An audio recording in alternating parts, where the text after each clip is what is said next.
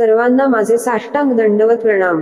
आजची लीळा आहे सालबर्डी येथे सर्वज्ञांची। मुक्ताबाईस प्रथम भेट। सालबर्डी या गावी, गावाच्या परिसरामध्ये स्वामी असेच एका ठिकाणी खडकावरती बसलेले असताना मुक्ताबाईंनी पाहिले आणि त्या स्वामींच्या जवळ येतात व दंडवत करून स्वामींना विनंती करतात की देवा, माझी पलीकडेच प्राणकुटिका म्हणजे झाडाच्या पानांची बनविलेली विशिष्ट प्रकारची गवताची झोपडी आहे, तरी आपले श्रीचरण माझ्या झोपडीला लागू द्या। स्वामींनी विनंतीचा स्वीकार केला व मुक्ताबाईंच्या प्राणकुटीमध्ये आले। मुक्ताबाईने डोक्याला बांधलेली केसांची जटा सोडून स्वामीचे श्रीचरण झाडून स्वच्छ केले। स्वामींना बसण्यासाठी कुसासन म्हणजे गवताचे आसन बसण्यास टाकले। पाय धुतले, वनातल्या वनपुष्पांनी स्वामींची पूजा केली व दंडवत घालून दोन्ही हात जोडून स्वामींपुढे उभ्या राहिल्या व स्वामींना म्हणतात की देवा, माझे बऱ्याच वर्षाच्या तपश्चर्येचे फळ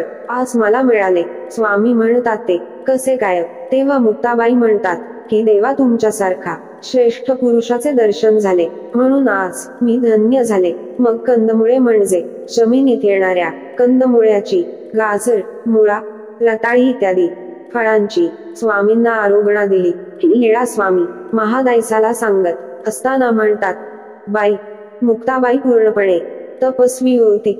अंगावर असलेले बारीक रोमइतके लांबच लांब वाढले होते की अंगावर केसांचा थर जमा झाला। हातापायांची नखे चुंबळीसारखी गोल वळाले होते। मुक्ताबाई खाली बसल्यावर पाठीमागे केसांचा जमिनीवर ढीग तयार होत असे व उभ्या राहिल्या तर जमिनीपर्यंत लांब केस वाढलेले होते, त्यामुळे खूप मोठा ढीग जमा व्हायचा। अशा या मुक्ताबाईची स्वामी परत परत प्रशंसा करतात की कशी मुक्ताबाई तपस्वी होती। हे ऐकून महादायसा म्हणतात, देवा, मुक्ताबाईच्या तपश्चर्येला किती वर्षे झाली? तेव्हा स्वामी म्हणतात 1300 वर्षे पूर्ण झाली। तेव्हा महादायसांना परत प्रश्न पडतो की इतके वर्षे झाले, तेव्हा मुक्ताबाईने त्या वनामध्ये कोणते कपडे घातले असतील? तेव्हा स्वामी म्हणतात, बाई, अंगावरच्या रोमावळीने त्यांचे संपूर्ण शरीर आच्छादून गेले होते। रोमावळी हेच त्यांचे कपडे।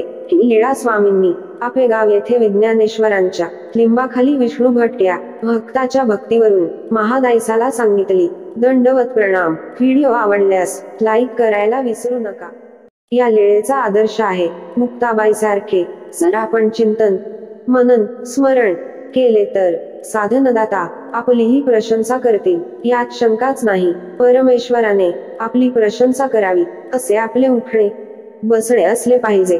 एक स्त्री असून एवढे वर्षे तपश्चर्या करू शकते, तेव्हा आपण सुद्धा वर्षातून थोडे दिवस तरी असे एकांती स्मरण केले तर मुक्ताबाई सारखे भगवंत आपल्यालाही एक दिवस भेट देतील, आणि अशी भेट हाची हीच नम्र प्रार्थना। दंडवत प्रणाम। व्हिडिओ आवडल्यास लाईक करायला विसरू। आजच्या लीळेचे प्रश्न आहे। एक पहिला प्रश्न आहे, मुक्ताबाई स्वामींना घेऊन कुठे आली?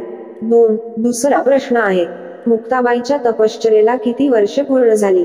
3. तिसरा प्रश्न आहे, मुक्ताबाईने स्वामींना कोणती आरोग्य दिली?